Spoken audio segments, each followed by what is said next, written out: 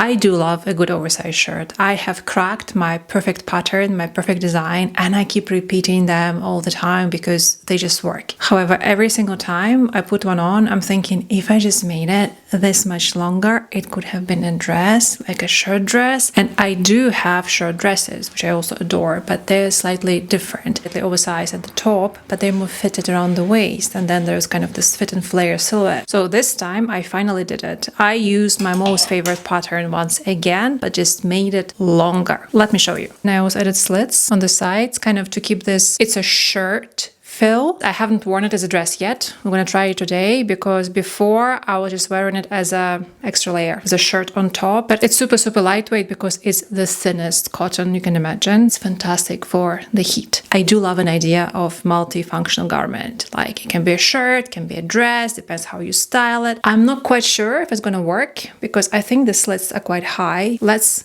try it together. Okay, so that's the base as it is. It's okay. First thing we're gonna do for styling is just to roll up the sleeves. It's almost non-negotiable. It's my most favorite way to wear shirts. That's why designing the cuffs to me is the most annoying thing, because what do you mean? I have to put all this work and design a nice slit and add a cuff and the button and the buttonhole when the only purpose of it is that it allows me to roll up the sleeve. By the way, if you also love rolling up the sleeves, but they keep unrolling, here is a great trick. Instead of rolling the sleeve this way, where you first roll the cuff and then just keep going, do it differently. Roll it up halfway, all the way up, kind of above your elbow, and then you roll it up again. But if you keep rolling them up, isn't it just easier to make a shorter sleeve? It is. It doesn't have the same feel. It doesn't have the same vibe. Let's see, can this shirt be a dress? I think it will depend heavily on where I am. Because to be honest, this is one wind blow away from exposing my underwear. I'm not sure if I'm loving it. I think I want to add shorts to it. And the only pair I have is dark blue, which should work. But just kind of, you know, if the wind blows, that I'm like protected. Because showing off my bum to the world is not exactly on my to-do list. And other than little privacy issue, I think it kind of works. I think it is a bit of a shirt dress. Like if I'm walking in the city, you know, and you don't see the shirts, it's a dress. And that's the main idea. Now, what is oversized fit? Look, if I lift up my arms, see all the space here? This is where the oversized lives. The reason this shirt looks so well on me is because it's designed for me, for my measurements. It is oversized, yet it doesn't look that I stole it from my grandpa, because I didn't. I designed it with my body in mind, but I added more ease to it. This is why it sits well, even though it has a lot of extra space. And this shirt has 40 centimeters ease. I added 40 centimeters to my entire bust circumference. And it might sound like it's a lot, but actually it's not. Look, if I lift up my arms here, from my chest to the side seam, you have about this much, 10 centimeters on two sides of the front and on two sides of the back. 4 times 10 is 40 centimeters. That's it. That's the ease. So when you ask me, hey, but do you have a pattern for that? My answer is yes, but I will not sell you my pattern because it makes no sense. Because for my pattern to work on your body exactly the same way as it works on me, you would have to be identical to me, which is highly unlikely. We are all different in our height, in our body shape, in our measurements, in our unique,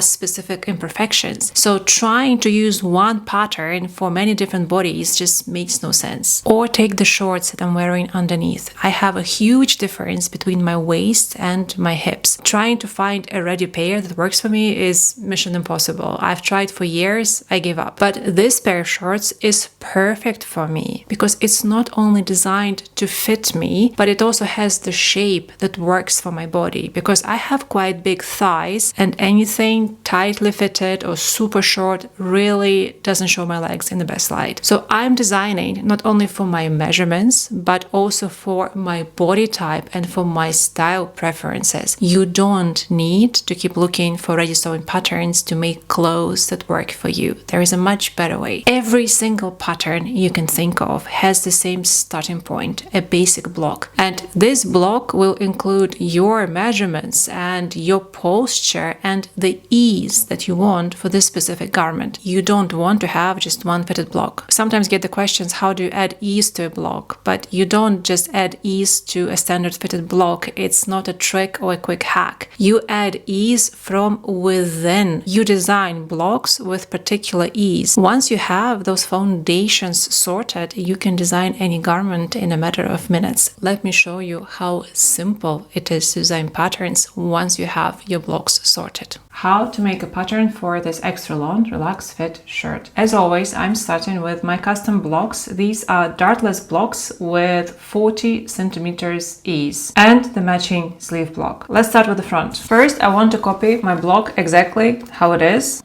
Then I decide on the length, let's say till the end of the paper here, and also I open it up to the side slightly, like an A-line. And then as well, I need to add a button stand. So this is my center front. Buttons are sitting here. So I need to add a bit more to allow the shirt to overlap.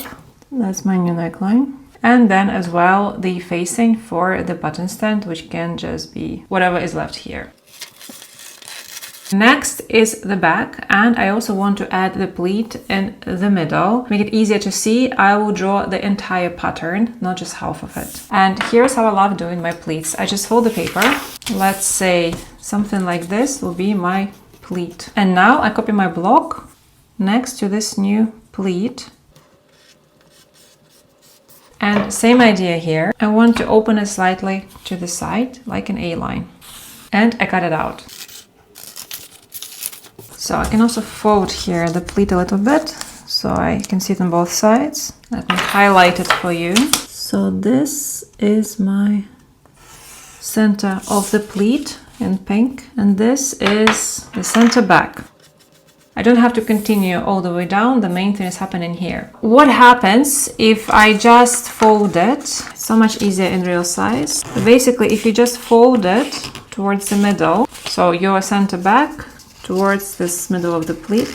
If you do nothing, if you just fold it, right, and you stitch it, like attach the collar or whatever, and you leave it like it is, when you wear it, here on the back, it will look like you have an extra bump here on the back. It's very unflattering and it pulls the fabric in a very strange way. So what you want to do instead, before doing anything with your back panel, you go back to the wrong side. I stitch a little bit over here on the top of my back, so kind of where you usually have your yoke for the shirt, and then I stop. So it's a short 10-20 centimeter stitch, and then once this is done, this bit closed, and then it opens up as you wear the shirt. This part of the pleat you just iron this way on the top and then let it go. So in case of fabric, it just goes straight into nothing. But this is how you do this back pleats if you don't have a yoke. You have to close it underneath. You have to stitch it first. But in terms of pattern, this is the general shape. And then we have the sleeve in case of this particular design, because my bodice blocks don't have hugely oversized shoulders. They're just a little bit longer than my usual shoulder. The standard sleeve block here doesn't really work because the cap is still too high. So instead I convert it into a sports sleeve block, which is more comfortable and in my opinion looks better for this design. I copy this block as it is first and I cut it out. I want to draw a funny shape that kind of resembles a fringe, like a curve this way. And somewhere in the middle, more or less, I also draw vertical lines this way. And now I will cut it from the armhole up the way and then this little bit up. Same on the other side. Spread it open this way, a little bit up, and this way as well on each side. The easiest way to do that is to glue it. So the main body of the sleeve doesn't change, only these bits. Correct seam on the back, the curve, and on the front.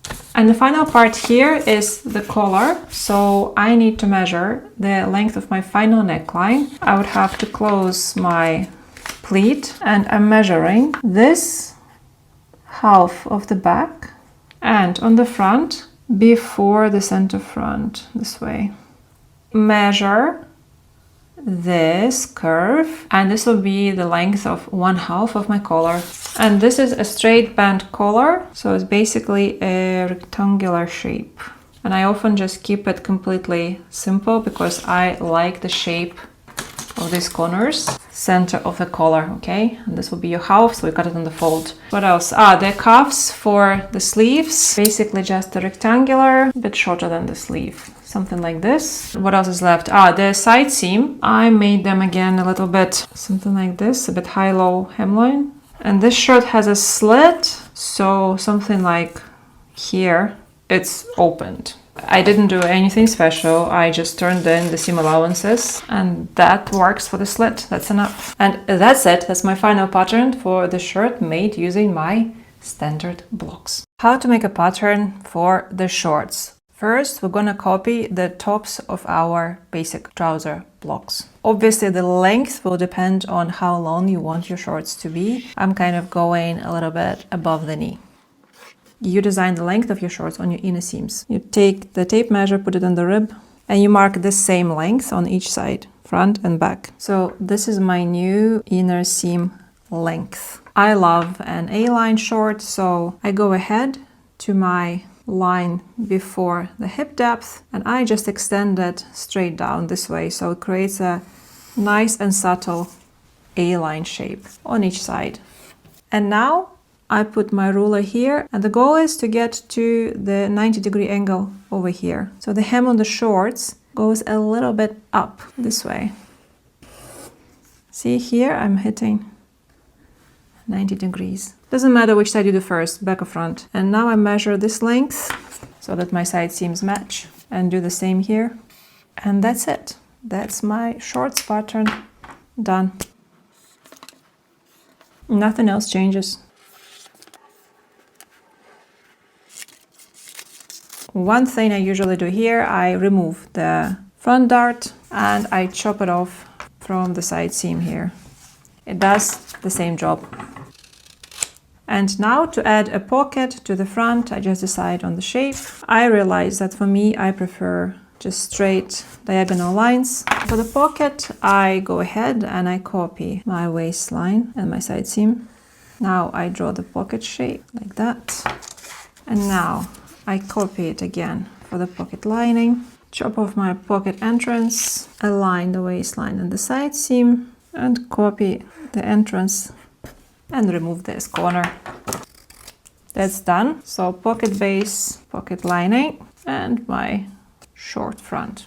And now last few details, the shield for the fly zip, basically rectangular shape with slight curve, and I design it based on the size of my zip. You don't have to design a pattern for the waistband. Basically, it's just a long rectangular shape, and that's it. That's the pattern for the shorts with pockets done. See how quick and simple it is. Once you have the base sorted, everything else will take literal minutes. And the real reason we started Arkdefo is because it just hurts seeing how many women are blaming themselves for badly fitted clothing. They think that something is wrong with their bodies, when in fact the only problem is the stupid pattern that was never designed to fit them. The art of clothes making has been reduced to copying patterns, and if you are anywhere outside of the norm, there is a high chance that that pattern won't work for you. And what we teach is not how to copy a pattern and hope that it works. We teach you how to understand clothes from inside out, so that there is no more guesswork, there is no hope, there is no finger crossing. Maybe this time it works. Once you crack the blocks, everything else will follow. So if the idea of designing and making clothes that always fit you sounds like something that you might enjoy, you can find all the details via the link below this video. Anyway, that's it for today. Thank you for watching. Have a great weekend, and I'll see you next Friday.